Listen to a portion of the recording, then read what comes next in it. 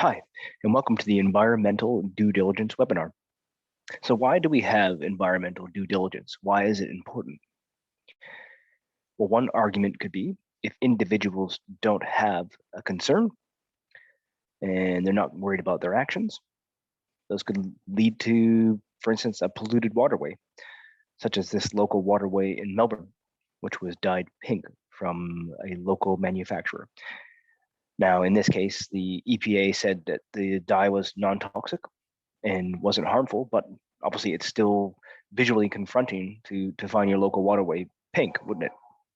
A bit more of an extreme example could be this river in Tijuana that flows through Mexico. So this waterway is inundated with pollution, garbage, littering, industrial and municipal waste. It all ends up in the river. And you probably lead you to believe that environmental due diligence around this area isn't very high. Contrasting that example of low due diligence and environmental care is an example here of a project with very high due diligence and care, a project that incorporates environmental and social improvements into them. It's the Copenhagen Hill in Copenhagen, Denmark. It's known as the cleanest waste to energy power plant in the world. It's a power plant located in the industrial waterfront and is capable of converting 440,000 tons of waste into clean energy every year.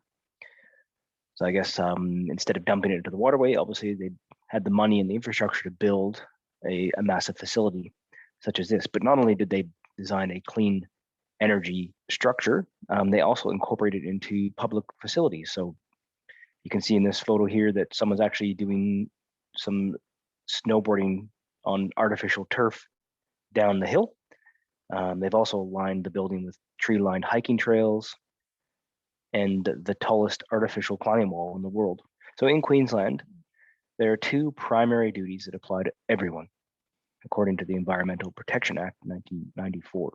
The two primary duties are: one, general environmental duty, which means a person must not carry out an activity that causes or is likely to cause environmental harm unless measures to prevent or minimize the harm have been taken.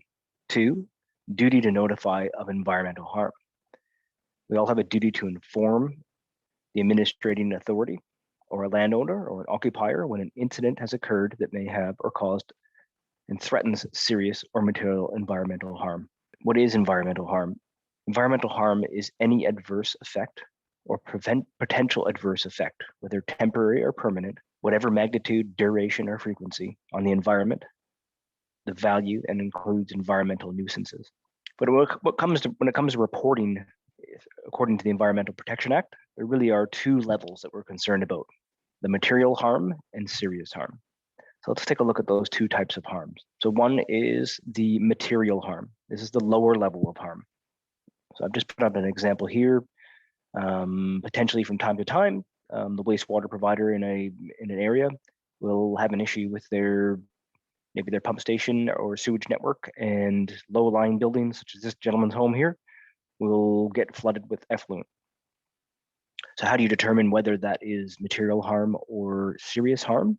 Is by looking at typically the dollar amounts to take the appropriate actions to prevent or minimize the harm from reoccurring. So in this case, the cost would be between $5,000, more than $5,000, but less than $50,000 of impact. Now, material environmental harm is not trivial or negligible in the environment, but the way they classify it is on the dollar value. And as with serious environmental harm, is got a few more details describing it. But essentially, when looking at the dollar value, it's any harm over $50,000. It's irreversible harm, has a high impact and widespread impact, and affects places of high significance, such as the Great Barrier Reef. So up here, I have an example of the incident that happened in Brisbane with Qantas. The Qantas terminal in Brisbane had storage of the firefighting foam. In firefighting foam is the PFAS contaminant, the emerging contaminant. So PFAS is a harmful contaminant. We'll look at that on the next slide. What happened was they stored large quantities of the firefighting foam containing PFAS on their hangar area. Unfortunately, the storage vessel was breached and leaked, and all of the firefighting foam entered the environment. It entered the environment through local waterways, and it entered the environment into the sewage system. So it had an immediate impact on the fish kill and entry into Moreton Bay, polluting Moreton Bay. It also went into the sewage collection system and eventually went into the wastewater treatment facility, which then further contaminated the biosolids process. And this resulted in millions of dollars of damage. So serious environmental harm, well over the $50,000 threshold. And just a little bit more on emerging contaminants. And since we spoke about PFAS is an emerging contaminant. It is, like I said, it's in firefighting foam, and it's a bit of an insidious contaminant because it tends to hold on to adsorb to sediment, and it also can find its way into groundwater and into drinking water sources. What does it do to people? Well, they've started to do some research here.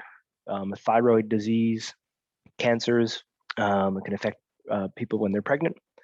So it's not in high doses and doses that are affect humans. It's not a good contaminant to have in our environment and exposure to.